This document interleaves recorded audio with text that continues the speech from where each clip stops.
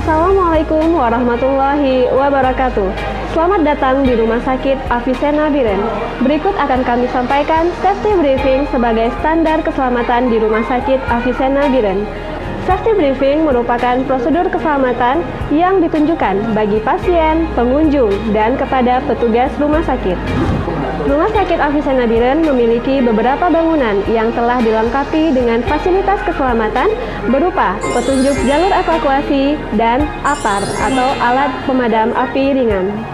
Bapak dan Ibu yang dirahmati oleh Allah Subhanahu wa Ta'ala, saat ini kita sedang berada di aula Rumah Sakit Avicenna Biren yang telah bebas dari asap rokok. Ruangan ini memiliki satu pintu yang tertulis exit di atasnya. Apabila terjadi hal yang tidak diinginkan seperti gempa bumi, kebakaran, atau bencana lainnya, silakan dengan tenang untuk menuju pintu keluar atau exit dan ikuti jalur evakuasi atau petugas keselamatan menuju titik kumpul atau assembly point yang terdapat di halaman depan Rumah Sakit Avicenna Biren atau terletak di depan instalasi gawat darurat.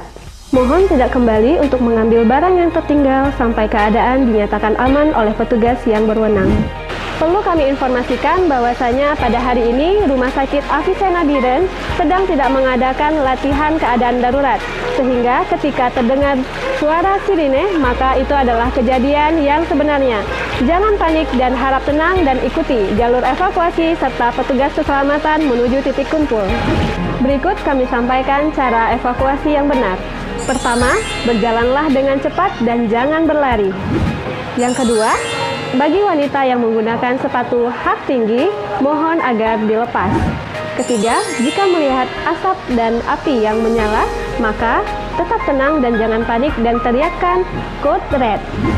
Yang keempat, berjalanlah merunduk bila ada asap, karena posisi tersebut akan memudahkan untuk bernafas. Dan yang kelima, prioritaskan ibu hamil dan orang-orang yang memiliki keterbatasan fisik.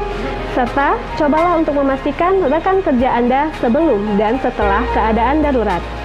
Demikianlah safety briefing yang dapat kami sampaikan. Selamat melanjutkan aktivitas dan semoga Allah Subhanahu wa Ta'ala selalu memberikan perlindungannya untuk kita semuanya. Terima kasih. Wassalamualaikum warahmatullahi wabarakatuh.